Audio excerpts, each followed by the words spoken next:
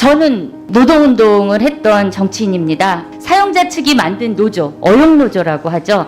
그런 건 존재 자체가 이제 부당노동 행위에 해당이 되잖아요. 그래서 강력히 규제해야 하는 거고, 자유결사를 위협하는 가짜 조직, 산업 현장의 평화를 파괴하듯이 위성정당 같은 가짜 정당도 민주주의를 파괴한다고 봅니다. 지난 총선에 헌장사상 유례 없는 위성정당들이 출연해서 준연동형 비례대표제라는 선거제도를 실질적으로 파괴하고, 또 정당과 정당 간의 대결이라는 비례대표 선거를 무정당을 위한 득표 경쟁이라는 변칙과 반칙의 이전투구로 변질시켰다, 이렇게 바라보고 있습니다. 지난 선거가 위성정당의 이전투구가 된 건 선관위가 정당 등록에서 매우 안이한 판단을 한 게 큰 원인 제공을 했다고 보는데요. 헌법 제8조 제2항 정당은 그 목적, 조직과 활동이 민주적이어야 하며 국민의 정치적 의사 형성에 참여하는데 필요한 조직을 가져야 한다.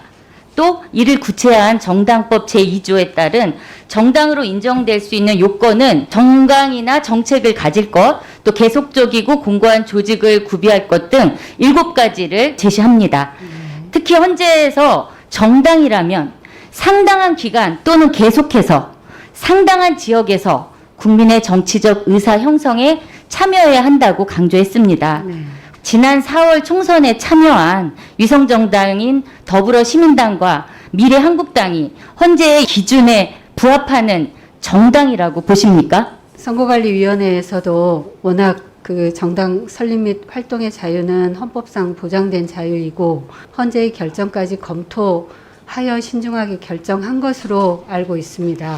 하지만 위성정당은 자유한국당이나 더불어민주당이라는 모당의 강령이나 정책 혹은 대한민국 헌법을 그대로 베껴서 독립적인 정당이나 정당을 갖고 있지 못했습니다. 그리고 총선 후 2달 안에 합당하거나 소속 의원을 제명해서 본 정당에 돌려보냈죠. 그래서 이번 총선에 출마한 위성정당들은 헌재의 정당 판단 기준에 부합하지 못하다고 보고요. 위성정당이 국민의 대의 형성에 기여하는 정상적인 정당의 모습이었다고 보십니까? 이건 선관위 판단이 아니라 후보자께서는 그렇게 보십니까? 국민의 한 사람으로서 지난 총선 과정을 지켜보면서 뭐 이런저런 생각이 있었습니다만 지금 이 자리 후보자의 자리에서 뭐 바람직하다 아니다 뭐 이렇게 말하는 것은 적절하지는 않은 것 같습니다. 정당법은 상위법인 헌법에 의해서 헌법재판소의 판단을 무시할 수 없습니다. 이미 명문화된 헌법 해석이 있음에도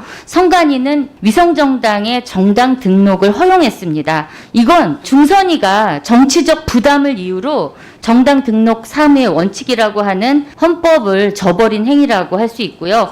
저는 후보자께서 앞으로도 지난 총선 같은 위성정당 사태가 오면 형식적인 요건만으로 심사를 해선 안 된다고 보고요. 이번 총선에 급조된 미래한국당 선거 보조금과 선거 보전 비용을 제외하고 1분기와 2분기 경상 보조금만으로 국고보조금 19억 원을, 또 더불어시민당은 10억 원의 국고 보조금을 받아가고 이후에 이제 모정당과 합당을 했습니다. 그건 미래통합당과 더불어민주당의 자산이 된 거죠. 정당은 자율결사체로 그 등록에 국가가 개입해서는 안 된다고 판단하시면 국가가 아무 활동도 하지 않는 정당에 대해서 국가 보조금을 주면서까지 그 정당 활동을 지원하는 것에 대해서는 어떻게 생각하십니까? 보조금 지급도 사실은 뭐 법 규정에 따라서 지금 되어지고 있습니다.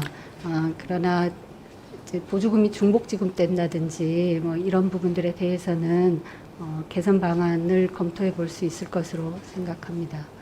정당에 대해서 대의민주주의의 기본 조건으로 국민의 의사 형성에 기여하라는 의미로 특별히 주는 이제 장려금이 국가 보조금이라고 보고요.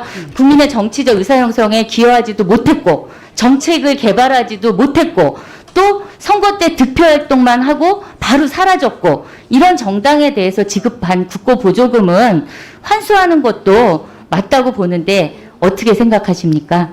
깊이 고민을 못 해봤는데요. 위원님 말씀을 깊이 고민을 해보도록 하겠습니다. 네, 꼭 깊은 고민과 판단 내려주시길 부탁드립니다.